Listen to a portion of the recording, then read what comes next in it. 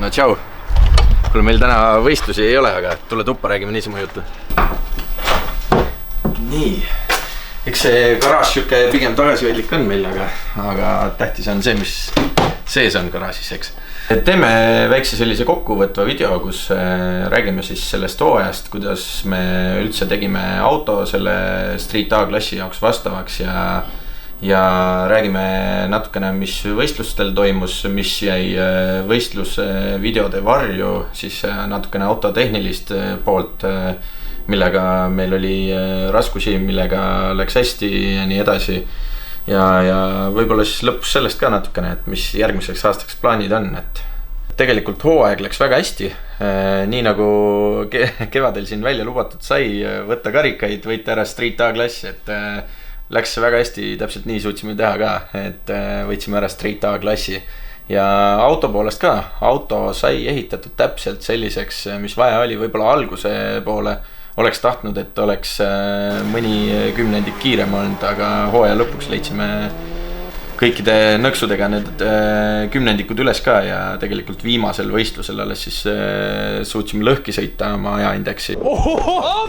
See sõitis lõhki ju! Et tegelikult oli täpselt ideaalne selle Street A-klassi sõitmiseks. Et tegelikult ju 2021 aastal sõitsime ka natukene ja siis parimaks ajaks jäi 2021 aastal 14.2, oli siis vana turboga, K04 turboga ja sellest me kiiremini sõita ei suutnud.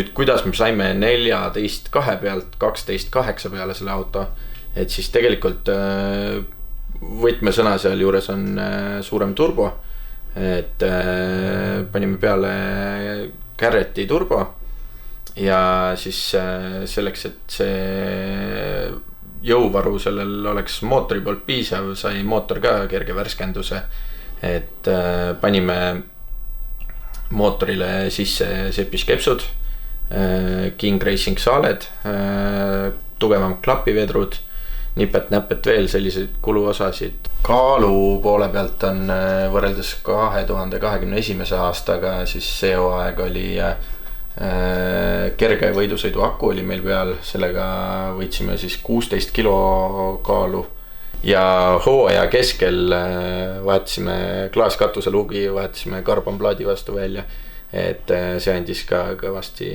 üle 10 kilo siis kaaluvõitu. Et rohkem muud ei olnud, võistluste vahepeal võtsime veel istmeid ja salongi detaile vahel välja autost.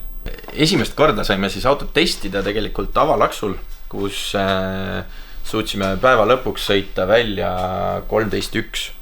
Et see oli iseenesest esimese katsetuse kohta päris hea, et 20 indeksini ainult, indeks oli 12.9, et sel hetkel võisime päris rahul olla. Ja esimene võistlus oli siis Tartu võistlus, TRF 44 Tartu track. See võistlus oli pool distantsi ehk siis 200 meetrit asfaldi peal ja seal oli meie ajaindeksiks 8.3. Tartu võistlus tegelikult läks meil väga hästi, lõppkokkuvõttes saime 3. koha. Saime seal sõita päris pikalt kuni poolfinaalini välja, kus tõmbasin esimeselt teisele minnes käigu mööda. Et Tartus tegelikult tehnika pidas meil hästi vastu, meil olid väiksed õliprobleemid seal, mida jooksvalt lahendasime, aga muidu üldiselt oli kõik okei. Seal viskas parem rada punast tuld meile vahepeal kuidagi selliselt, et me siis arvasime, et kas me vajusime autoga tagasi või oli siis kuidagi stangega stage'isime või mingi probleem seal oli, kus meil viskas paar korda punast tuld ja me ei saanud aru, miks ta seda tegi, et see tuli läks juba punaseks enne, kui ma üldse mingit moodigi auto liikuma panin, et sellega me seal murdsime pead ja võib-olla ei saanud sealt timeslipi peale häid aegu esialgu kätte kvalifikatsioonis. Ma nägin küll punast tuld. Aga see põles juba enne see punast. Jaa, ma räägin. Võib-olla äkki ma vajusin või? Ei, see on täiesti valesti. Või ma ei tea. No siin on ju, midagi on valesti ju. Mul tragi näitab 1.88 60 jalga. Okei, päris korralik vahe. Midagi on valesti minu. Ja 9.1.47, mul näitas tragi 8.42. nagu sekund ikka valesti ei ole ju. Midagi oli seal valesti praegu selle ajavõttuga. Aga mida sõit edasi, seda paremaks läks ja poolfinaalini välja siis kas äkki üks sõit enne poolfinaali, kui me sõitsime ühe punase Subaruga, oli seal selle päeva parim sõit, kus ajaks tuli 8.3 ja mis oligi põhimõtteliselt sel hetkel indeks. Ja poolfinaalis siis sõitsime Margus Mõtseriga koos ja läksin väga üritama, sest teadsin, et vastas on kiirem auto ja tõmbasin esimeselt teisele vahetades käigu mööda. Ja mis videost võib-olla välja jäi või veidi tundus, jäi selline poolikuks, oligi see, et me tegelikult hakkasime seal mõtlesime selle parandamise peale, aga siis me saime aru, et niikuinii kolmandat kohta välja ei sõideta, et siis see kolmas koht antakse punktidega. Ja seda käigu saagat siis tuleb hooaja peale veel, et erinevatel võistlustel, kus ikka mõned korrad sai see käik mööda tõmmatud, et see käigukast, 01A käigukast ei ole päris selliseks asjaks mõeldud, mida meie sellega teeme. Ja et see esimeselt teisele vahetus ongi hästi keeruline, et need pöörded lähevad väga üles ja see lihtsalt see sünkro ei lase vahetada nii kiiresti käiku. Järgmine võistlus pidi toimuma 18. juuni äkki, kui ma ei eksi, ja see võistlus jäeti ära, kuna ilmaprognoos oli suht kindel vihm terve nädalavahetus, nii et korraldaja võttis vastu otsuse ja see võistlus jäeti ära. Järgmine võistlus, sellest siis hooaja kolmas võistlus, oli Edra Nationals, toimus Haapsalus, Kiltsil. Edra Nationals oli selline huvitav võistlus, et kestis ta 3 päeva ja saime lõpuni sõita äkki 3 sõitu. Et reedel hakkas asi pihta treeningutega, jõudsime kohale ja kui laagri üles panime, siis hakkas vihma sadama ja meie sõitma ei saanud. Laupäeval pidid hakkama siis kvalifikatsioonid, saime sõita ühe sõidu, tuli täiesti enam-vähem sõit ja peale seda järgmisse sõitu minnes lõhkusime kohe stardis välimise veovõlli otsa. See oli meie jaoks uus asi, et hakkasime vahetama seda seal ja meil ei olnud väga häid tööriistu selleks kaasas, ei olnud seda asja väga ette valmistanud. Et saime seal platsi peale laenatud tööriistad asjad kokku ja saime välimise veovõlli otsa vahetatud. Lasime auto alla, siis tegelikult pärast videode pealt on ka näha, et auto käib kuidagi, vajub kuidagi naljakalt alla ja käib mingi krõks. Ja siis mulle öeldakse, et mine proovi sõidule ja hakkasin edasi liigutama, käis veel mingi krõks. Ja siis enam auto edasi ei sõitnud, et see saime aru, et on sisemine veovõlli ots ka katki. Et midagi, kas me tegime ise sellele liiga kuidagi või sai ta seal stardis sisemine veovõlli ots ka vigastada. Et midagi igastahes temaga juhtus ja läks sisemine ots ka katki. Ja siis seda meil seal platsi peal kätte ei õnnestunudki saada ja siis vihm hakkas ka just sadama ja siis otsisime garaaži, töökoda, kus saaks selle asja ära teha lähedalt ja kuidagi läbi erinevate juhuste leidsid meid Taebla Refi mehed üles ja pakkusid abi ja aitasid välja töökojaga ja üldse. Ja siis saime vahetatud sisemise otsa ka. Ja sellel päeval oli siis juba päev läbi, vihma sadas ja meie läksime siis majutusse ära. Ja pühapäeval algas siis 3. kvalifikatsiooni ringiga, saime ühe normaalse sõidu ära sõita ilusti ja peale mida siis juba oligi esimene eliminaatori sõit. See oli selles mõttes huvitav sõit, et start tuli väga hea, 60 jalga tuli päris hea. Et sealt oleks tulnud väga indeksi lähedale sõit ja vastas olev auto oli selline, mis sõitis vabalt 12.5 jah. Et oleks olnud siuke potentsiaalne variant, kus suruda vastane lõhki sõitma tõenäoliselt. Aga tekkis üks tehniline probleem, et teisele käigule vahetades poos täiesti kinni, auto edasi ei läinud ja lõi sumpast korraliku tossu välja. Olin nii omas elemendis, et ei märganud jalga gaasilt tõsta, et võib-olla oleks seal aidanud, kui oleks gaasi täiesti vabastanud korra ja uuesti põhja vajutanud, et võib-olla oleks auto välja tulnud sellest olukorrast ja lõpuni ära sõitnud, kuigi head aega siis enam saanud niikuinii ei oleks. Aga see suits jah, ehmatas ära, viidi meid boksi ja hakkasime analüüsima, et mis oli. Esimese hooga tundus, et kas turbo või üldse ploki gaas või midagi sellist, et tundus nagu väga paha lugu.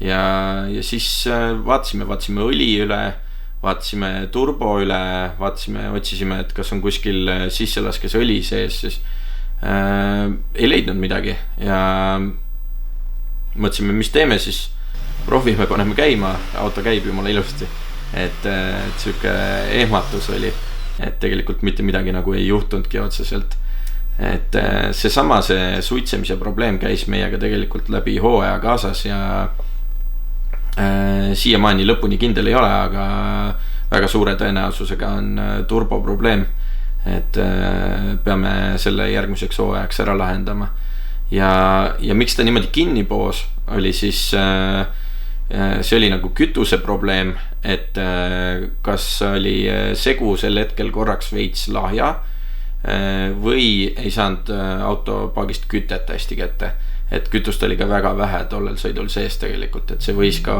olla see ja sealt tulenevalt siis see, et pööre läks järsku maha, peale mida tavaliselt ta hakkabki suitsema turbo ka korraks, sellised 4 sekundit tavaliselt tuleb seda suitsu sealt peale sellist asja, et peale seda sõitu meil seadistaja ja Janno tegi natukene rikkamaks kütuse segu ja peale seda nagu sellist probleemi enam olnud ei ole, aga see võistlus jah, lõppes meil seal eliminaatoris. Meie õnneks hakkas peale seda ringi eliminaatorit vihma sadama ja ei saanud teised ka edasi sõita, et siis meie ja selle esimese eliminaatori ringi võitjate punkti vahe oli nii väike, et see ei mõjutanud hooaja üldarvestust peaaegu, et üldse, et läks väga hästi meil, et nii kui meil auto katki läks, jäi ka võistlus katki. Ma arvan, et see oli ka kogu tiimi jaoks kindlasti selle suve kõige ägedam võistlus oli Speedest. See toimus Tartu Ülenurme lennuväljal ja Speedest on äge, seal on palju pealtvaatajaid, palju võistlejaid. Ühe päevaga tehakse kogu möll ära, et kindlasti üks ägedamaid võistlusi sellel hooajal ja meie jaoks kindlasti ka siis sellepärast äge võistlus, et see oli meie esimene võit võistlusel ja kuna eelmine võistlus oli just olnud siis probleem selle turbo suitsemisega, siis me üritasime lahendada seda probleemi selliselt, et me paigaldasime turbo õlivõtule vahele õlirõhu regulaatori, mis siis ei lubaks anda liiga suurt õlisurvet turbole, õlitusele siis peale ja see oli kiirelt enne võistlusi paigaldatud ja ütleme niimoodi, et mitte liiga hästi läbi mõeldud ei olnud see torude lahendus seal, et kõik tundus tegelikult enne paigas ja toimivat, aga ega me autot väga palju testida ei olnud jõudnud enne seda võistlust ja esimene sõit läks hästi, sõitsime kohe kas 13.0 või 13.1, täpselt ei mäletagi nüüd, et oli väga okei. Järgmine sõit tõmbasin jälle vana hea käigu mööda, vana hea esimene vaba teine, nagu kommentaator seal kommenteeris, et jaa, seal oligi see sama case jälle, kus liiga kõrgel tahtsime käiku vahetada, seal juba tegelikult teadlikult, aga jaa, ei taha see käigukäst nii kõrgel pöördel käigu vahetamisi ja seal võtsimegi vastu otsuse, et vahetame veidi varem ja võtame vastu selle kompromissi siis. See oli mingi kvalifikatsiooni mingi 3. sõit äkki või midagi sellist. kus sõitsime ära. Sõitsin juba tagasi raja lõpust ja tunnen, et kärsakas, õlikas ja vendi avadest tuli tossu sisse autosse. Jätsin auto keset teed seal bokside ja selle stardiala vahel seisma ja võtsin kapoti üles, et vaadata, et mis jama on ja tõmbasin kapoti üles ja leek vaatas vastu, et põles konkreetselt õli seal wastegate'i ja siis selle kollektori teibi peale oli õli jooksnud ja siis see läks põlema. Et õnneks oli nii hästi, et olime seal bokside vahel ja vaatasin ringi ja leidsin kohe ühe tulekustuti sealt. Tänud Janno Leigerile ja nende tiimile, et nad olid seal ja et nende kustuti seal õige koha peal oli. Et sain hästi kiiresti ära kustutatud, et pärast vaatasime video pealt järgi ja 8 sekundit läks aega sellest hetkest, kui ma nägin seda leeki ja oli see tuli kustutatud. Et see oli muidugi pulberkustuti ja tekitas väga palju siis seda löga ja pulbrit ja rõvedust sinna kapoti alla. Et läksime kohe boksi ja kogu tiim hakkas täiega puhastama seda, võtsime jupid küljest ära, pesime kõik ära ja leidsime kohe ka siis probleemi üles, et see sama õliregulaator, mille me olime just paigaldanud, tal oli üks voolik oli väga lühike ja kui launchi ajal või siis käiguvahetuste ajal mootor ja turbo koos väga palju liikusid, siis see tõmbas sellest fittingust siis lahti selle õlivooliku ja sealt hakkas kohe siis õli pritsima. Et keerasime, me ei teadnud, me kahtlustasime, et see oli lihtsalt lahti tulnud või lahti jäänud ja keerasime ilusti kõik kinni, puhastasime auto kõik ilusti ära uuesti. Tehniline tuli, vaatas ka kõik üle meil ja kõik oli korras, kõik oli nii nagu peab ja läksime sõitma uuesti, siis järgmine sõit oli juba tegelikult esimene eliminaator. Sõitsime ühe S4 vastu ja võitsime ära, ei olnud probleemi, aga raja lõpus tagasi pööret tehes tundsin jälle seda tossu ja seda õliaisu ja juba hirmuga jäin seisma ja võtsin kapoti üles, ma ei tea miks, ma ei pannud mootorit seisma seal, aga ma läksin vaatama niimoodi, et mootor töötas ja sealt jälle õli jooksis sama koha vahelt, pritsis, et panin kiiresti auto seisma ja õnneks põlema ei jõudnud midagi minna, aga väga ohtlik jällegi ja seekord siis raja taga lõpus, et kindlasti peab mõtlema mingi sellise kas siis tulekustutussüsteemi peale või siis, et oleks siis tulekustuti korralik autos olemas kogu aeg ja tegelikult võiks ta olla mitte pulberkustuti, vaid siis midagi sellist, mis ei määri nii palju asju ära, kui peab seda kasutama. Peale seda oli ütleme niimoodi, et hirm tekkis päris suur peale seda, et me olime küll just ühe eliminaatori sõidu võitnud ja oleks nagu just kui kindel edasiminek ja ütleme nii, et tunne oli selline, et äkki peaks ohutuse kaalutlustel jätma sõitmata selle sõidu. Õnneks boksis jälle kutid olid valmis, tegid kõik selleks, et saaks järgmises sõidus sõita ka. Võtsime siis kindluse mõttes selle õlirõhu regulaatori täiesti vahelt ära ja tegime nii nagu enne oli otse õlitoruga, ehk siis välistasime selle koha täielikult, mis saaks lekkima hakata ja jätsime selle vahelt ära ja kõik sai puhtaks pestud ja läksime siis sõitma Evald Niguli vastu Volkswagen Passatil, valge Volkswagen Passat, väga kiire auto ja teadsime, et see auto on ilusti võimeline sõitma indeksisse ja polnudki midagi muud teha, kui lihtsalt proovida kõige paremat sõitu sõita. See tuli välja väga hästi, võitsime selle sõidu siis nii, et sõitsime isegi kas 13-0 ja võtsime väga hea reaktsiooni.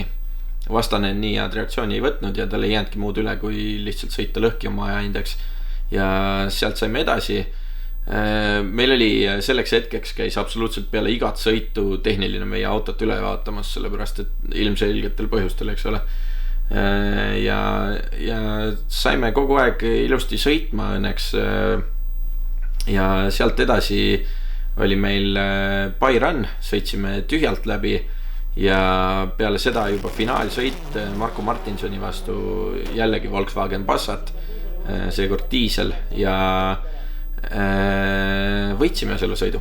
Et tegelikult mis me pärast rääkisime temaga oli see, et tal läks auto soojaks ja tal 2 sõitu järjest ei olnud auto võimeline enam indeksit sõitma ja meil õnneks oli, sõitsime äkki 13-1, natukene isegi lõpus lasin gaasi maha ja võitsime. Esimene võit, selles mõttes väga emotsionaalne päev, kui auto põleb ja ma ei tea mida veel, et ja lõpuks sai võidu ka, et väga vinge võistlus kindlasti jääb eluks ajaks meelde.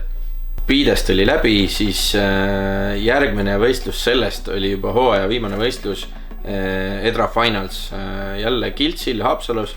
Enne seda meil oli vaja lahendada see õlirõhu regulaatori probleem. Me paigutasime selle täiesti teisele poole mootorit siis, et ta oleks võimalikult kaugel kuumadest osadest. Et vedasime vähe pikemad voolikud ja lahendasime selle asja selliselt. Vahetasime ära enne finalsit veel veovõllid. Ma ei mäleta, kas see oli nüüd enne Speedestit või oli see enne finalsit, aga me vahetasime ära, panime tutikad veovõllid koos otstega ette ja jätsime siis vanad varuks, et oleks kohe võtta komplektne veovõll võistlustel ja ostsime igasugused varujupid siis veel kaasa. Kui me hakkasime finalsile minema, siis vanad head sõbrad Taebla refitöökoja mehed võtsid muga enne ühendust ja ütlesid, et me oleks mureta, et kui vaja on, nad saavad aidata ja panime igaks juhuks vähe rohkem asju kaasa, et mul oli garaažis ühe sõbra käigukast ja mõtlesime, et viskame selle ka igaks juhuks bussi peale, et jumal teab, mis juhtub, liimrada ja nii edasi. Ja täpselt nii läkski, et finalsil ma ei mäleta, kas see oli nüüd esimene või teine treeningsõit siis reede õhtul lõhkusime kohe ära käigukasti. Et käigukasti esisilla differ seest läks siis katki. Oli päris raske üles leida, et mis nüüd täpselt juhtus, sest käigud just kui töötasid täpselt nagu jõuülekonde probleem, aga ei leia ühtegi otsa ega võlli katkist, aga lõpuks mehed seal leidsid, et liiga kergelt käib ringi, et ühesõnaga käigukasti vahetus tuli ette võtta. Kui sa praegu esimest ratast keeraks, siis teine peaks hakkama teistpidi keerlema. Siis peaks, kuule, aga siis on nagu pigem esitipper või? Sest seda saab edasi. Vahet ei ole, käib kast ikka. Kast on lihtsam vahetada või? Esitipper on kastis sees. Mine keera ühte ratast, teine ratas seisab täiesti paigal. Selle poole siin on niimoodi keerad, teine hakkab teistpidi käima. Põrselt või? Kasti on kindlasti lihtsam vahetada kui esitipperit. Muidugi. Ei, see käib siit külje pealt välja ju. Kui me siit, hoia teised poolt kinni. Sa ei saa seda kätte. Kui sa võtad veovõllid ja õtsad. Ei ole ruumi, sa ei saa neid lahti. Ja läksimegi siis refi töökoja garaaži jälle ja hakkasime kasti vahetama, et võttis päris kaua aega, mingi 6 tundi kokku äkki vahetasime seal. Lõhkusime ära käigukasti käpa vahepeal, siis otsisime, kust saaks alumiiniumi keevitada reede öösel, et väga siuke palju jama oli sellega, et aga saime lõpuks kõik vahetatud ja laupäeva hommikul oli tegelikult auto sõiduks valmis, et väga äge ja väga tore, et meil olid need asjad olemas ja et meil oli see töökoja kasutusvõimalus olemas. Laupäeval siis hakkasime pihta kvalifikatsioonidega ja ma arvan, et esimese sõidu me tegime tegelikult rahulikult, läksime koha pealt minema ilma launchita ja proovisime üldse, et kas kast töötab, kas auto sõidab ilusti ja kõik toimis, kõik oli vägev ja järgmise sõidu me läksime siis panema ja ma arvan, et see oli suve lõpp, kus öösel ilmad olid juba päris jahedad ja meil oli paagis kütus hästi külm ja ma arvan, et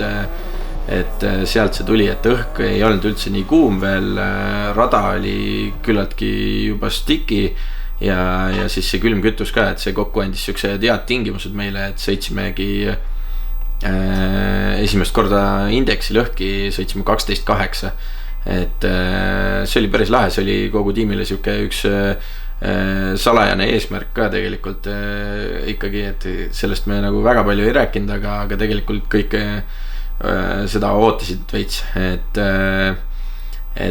see oli siuke äge sõit ja järgmine sõit tegime sama asja ja siis sõitsime juba täpselt indeksi piirile 12.9 ja seal oli põhimõtteliselt ideaalne reaktsioon ka, et olime väga hästi valmis, ütleme niimoodi, siis minema eliminaatoritesse ja me ei kasutanudki seal äkki viimast kvalifikatsiooniringi isegi ära, jätsime järgmiseks päevaks, ei hakanud tehnikat nii-öelda kulutama.